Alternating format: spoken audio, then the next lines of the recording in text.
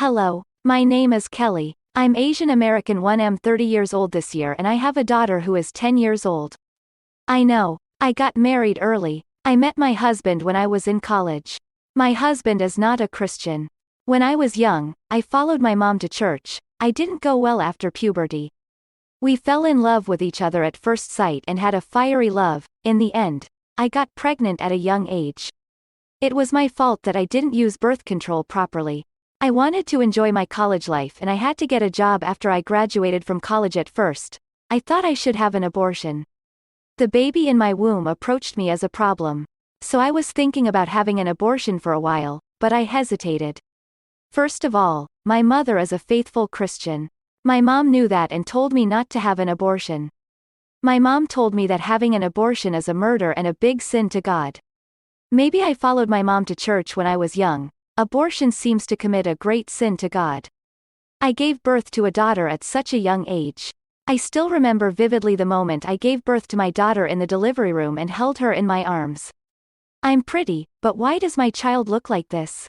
That's what I thought. Fortunately, my daughter is growing up to be a pretty daughter who resembles me.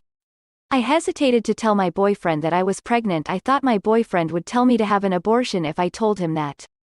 But I was worried that my boyfriend would leave if I said I'd give birth. I was at a loss because I thought I should raise my child alone. But fortunately, my boyfriend says he will take responsibility for me. At that moment, I was so reliable. I couldn't stay in the university dormitory anymore because I was pregnant with a child. I wanted to finish my college life if possible, but I can't afford it because of tuition or living expenses. Eventually, I dropped out of college. My husband went to college continuously. Fortunately, my husband's family is richer than ours, so he provided us a house to live near the university. That's how we registered marriage and started living together. My husband went to college, and I worked part-time until a month before giving birth to cover the cost of living. When I came back from my part-time job, the housework was entirely up to me. But my husband didn't take care of the family at all. My husband didn't come home from some point. At first, he came home in a week, but at some point he didn't come home for a month or two. My husband wasn't around when I gave birth to Jamie. When I gave birth to Jamie and hugged her, I had mixed feelings. The joy of giving birth to a child and the feeling of being abandoned by my husband made me cry. I went into my mom's house because I couldn't live alone anymore after giving birth to Jamie. My mom took care of my daughter while I was working at work. But one day my daughter is very sick. I was surprised and went to the hospital with my child in my arms. The doctor said, "My daughter needs hospitalization treatment." Jamie was hospitalized for over a month. The doctor was a very nice person. He was very kind to me and my daughter.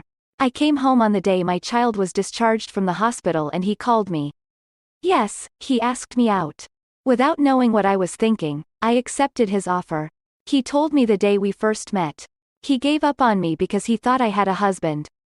But he couldn't see my husband for weeks, so he breathed a sigh of relief when he found out that I was divorced. I can't possibly tell him that we're separated.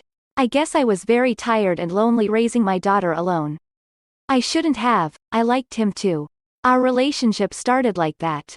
He is a faithful Christian. I followed him back to church. I started to worry since then. Can I go out with this person? I'm not divorced yet. I told you. My mother is a very faithful Christian and opposes my divorce. She says Christians shouldn't get divorced. There's no such law in the world. No way. My husband abandoned me. I'm still young. Do you want me to raise my child alone until I die? I didn't know when I worked alone and raised a child, but since I met Brandon, I had a sexual desire again that I hadn't felt until then. There is a tingling sensation when his body touches my body. Fortunately, he is a faithful Christian, so he doesn't tell me to have sex. So I started looking at how the Bible talks about divorce and remarriage. I watched videos on YouTube and went to a bookstore to buy and read related books. However, there is not much information about the divorce and remarriage of Christians, and even the data are mostly against divorce and remarriage. What should I do in this situation?